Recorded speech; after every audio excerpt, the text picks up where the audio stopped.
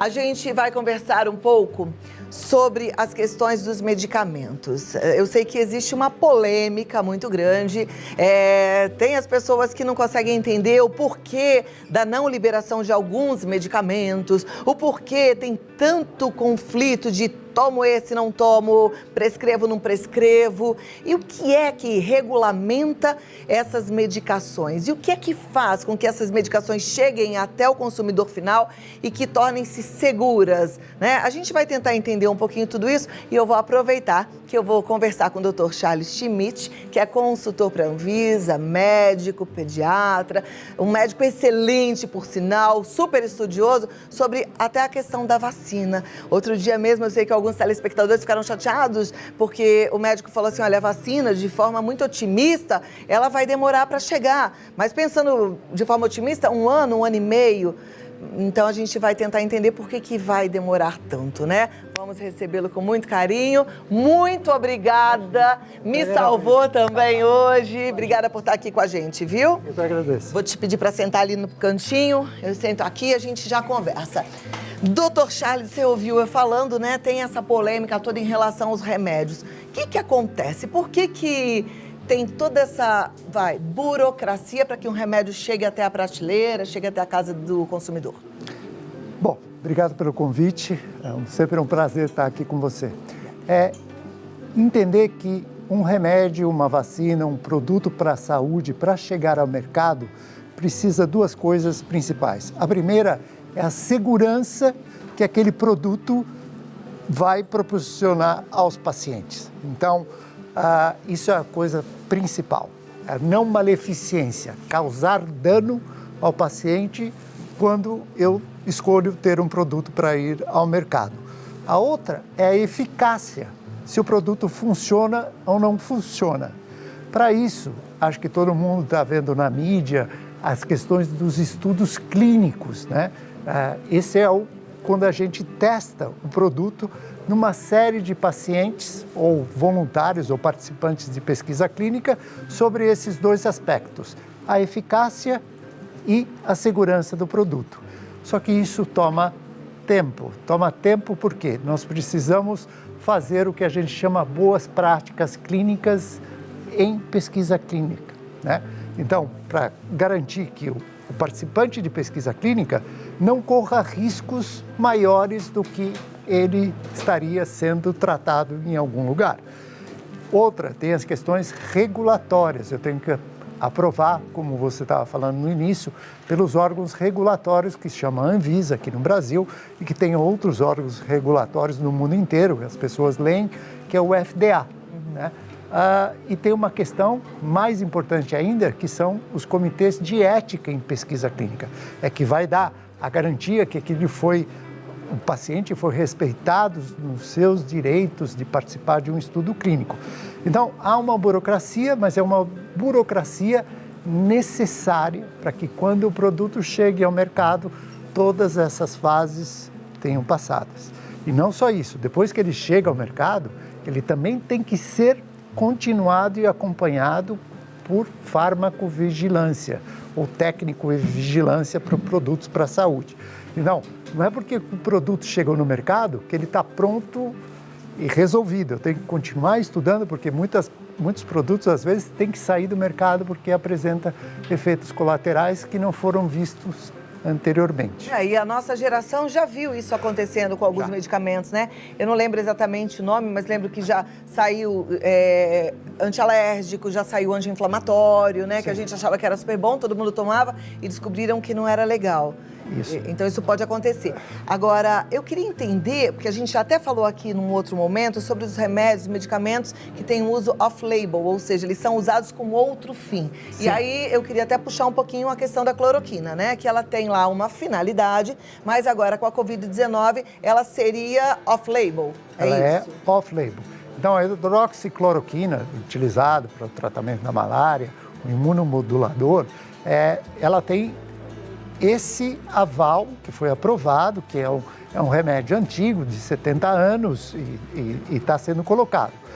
Quando eu vi em laboratório, né, em testes in vitro, que a gente chama, que ela eventualmente tenha um poder antiviral, houve, por bem, pensar em utilizar, por causa da emergência do caso, como está, por bem, vamos ver se há possibilidade de algum efeito sobre esses pacientes. Infelizmente, os dados atuais de vários estudos, dados mundiais, não têm mostrado o que era esperado que a gente viu in vitro. Apesar de ser uma droga segura, ela tem efeitos colaterais. E se eu utilizo numa larga escala, milhões de pessoas, e eu tenho mesmo que seja 1 ou 2%, né, é pequeno, mas se eu coloco em 200 milhões de pessoas, esses 2 ou 3% se tornam eventualmente até pior do que a própria Covid. Né? Então, a gente precisa tomar muito cuidado em prescrição off-label, porque a gente não sabe a segurança real. A gente não tem comprovado. A gente ainda não tem, os dados não estão validados em termos de estudos clínicos, por isso que o Conselho Federal de Medicina colocou uma orientação do off-label, ou seja, se o colega assistente achar por bem, na sua experiência pessoal, ou o que ele estudou, que vale a pena oferecer ao paciente, ele tem por obrigação explicar todos os riscos e o benefício dessa decisão. O paciente tem que entender realmente o que ele vai estar tomando, entendendo os seus riscos e os benefícios. Então, não é apenas assinar um papel.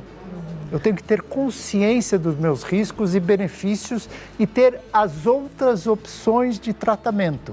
Ou seja, para o paciente que está em estado grave, existem outros tratamentos que estão sendo utilizados na UTI, dependendo do estágio do paciente que ele pode ser oferecido.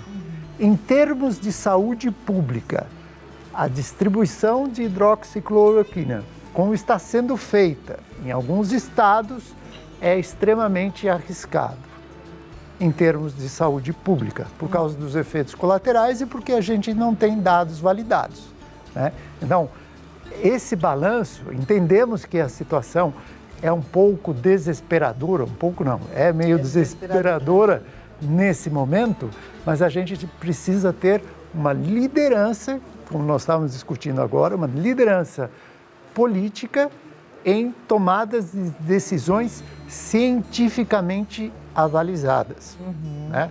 E não por uma questão de ideologia ou porque eu torço para um ou que eu torço para outro. Adoraria de coração que esses medicamentos que foram orientados realmente funcionassem, mas não é o que está sendo demonstrado nos estudos mais recentes, nas avaliações mais recentes. E quando a gente fala que não é o que está sendo mostrado em estudos mais recentes, é porque a gente precisa ter um estudo com um número grande de pessoas. Muito grande, né? Porque Muito algumas grande. pessoas foram beneficiadas, isso é fato, com o uso da hidroxicloroquina, né? Mas ainda não é o suficiente para ter a certeza, é isso? As pessoas precisam ter um conhecimento, assim, mais de 85% dos casos, graças a Deus, da infecção, da Covid, evoluem de uma forma boa, né? Então, se eu tenho um grande número de pessoas que evoluem, apesar ou não do medicamento, eu posso tomar dipirona, né? Ou acetaminofém, e todos tomaram por causa da febre, bom, então também resolveu. Eu não preciso tomar outra coisa porque a dipirona e a acetaminofém também resolveram. Não, é porque a evolução da doença realmente evolui de uma forma benigna numa grande maioria dos casos. Mas eu tenho casos que não. E aí esse é o problema. Mas eu particularmente acho inteligente deixar isso na mão do profissional, né?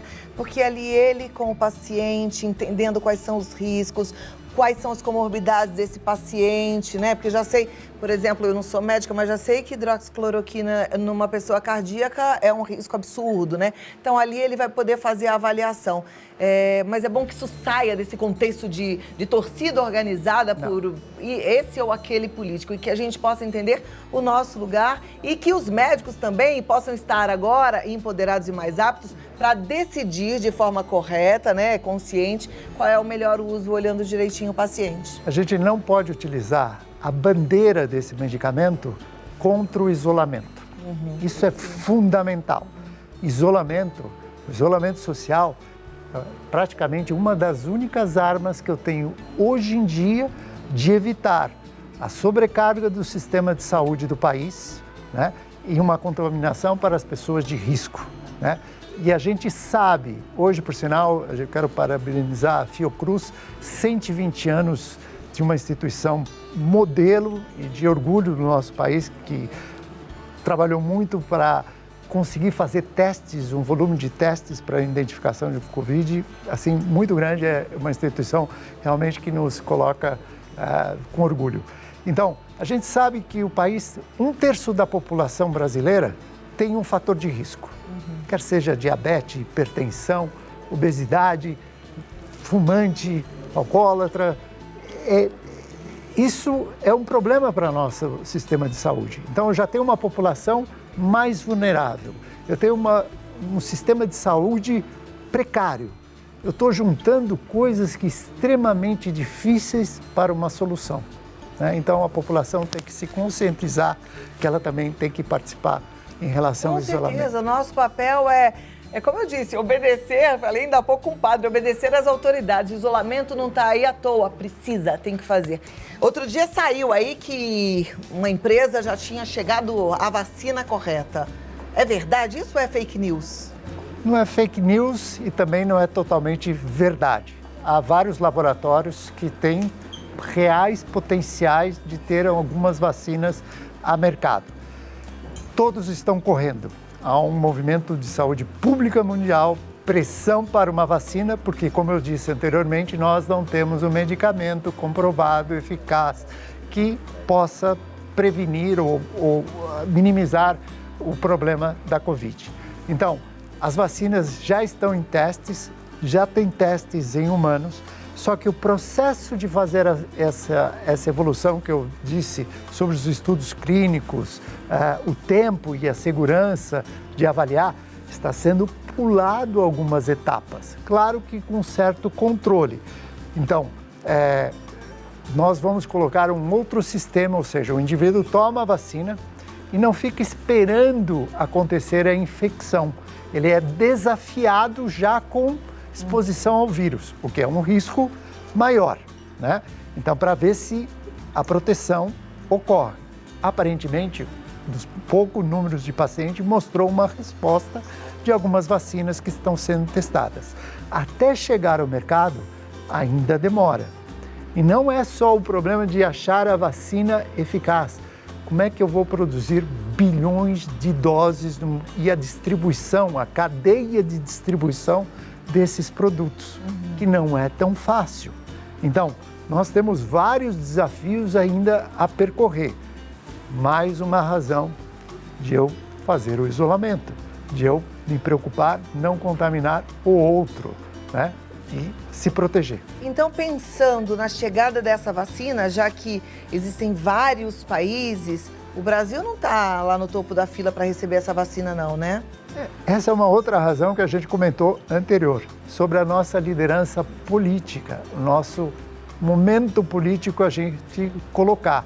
Nós devemos parar de ter uma tomada de partida como se fosse uma torcida de futebol, como você mesmo colocou. A mídia precisa ajudar, né, gente? Falando agora para os meus colegas jornalistas, pelo amor de Deus, nós tem que ajudar. Todo mundo num ponto principal. Não é, eu faço assim, eu faço assado. Vamos ouvir a ciência, vamos prestar atenção do que meus colegas mundialmente estão direcionando as questões. Vamos trabalhar juntos e não um para um lado para o outro. Não há um país que possa viver para uma liderança de um tratamento sem todos estarem alinhados numa direção.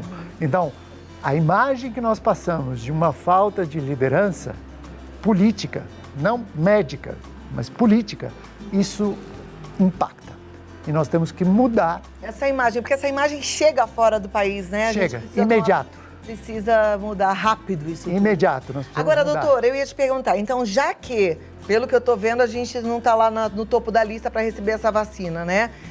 A gente vai ficar vivendo essa questão do isolamento até a chegada da vacina? Quer dizer, isola, afrouxa, é isso mesmo? Bem provável será assim, porque nós não sabemos ainda muita coisa. Vamos dizer, desde o final do ano passado até agora, muito se aprendeu, mas a gente não sabe tudo. Como esse vírus se comporta, como ele se replica, como é que ele se transmite, a sua imunidade, né, o seu caráter de proteção que eu estou. Nós discutimos algum tempo atrás até os seus testes de exames colocados. Então, nem os exames, eles são eficientes, né? Eles têm tem que ser discutido com o médico os seus resultados e os seus tipos. Mas, por essas razões, nós vamos conviver com a Covid ainda por um bom tempo. E vamos juntos achar uma solução. E a solução está na ciência. Eu não vou dizer que o lado espiritual não seja importante. Eu costumo dizer que pesquisa clínica é a esperança de alguma coisa nova que a gente vai poder dar aos pacientes. E temos que acreditar. Se a gente não acreditar, a gente não tem um futuro.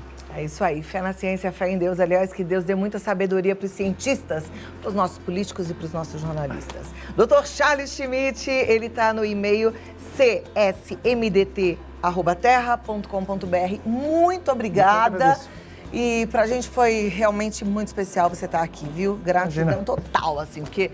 Ai, só Deus sabe o sufoco que eu passei hoje. Obrigada, Dr. Charles Schmidt.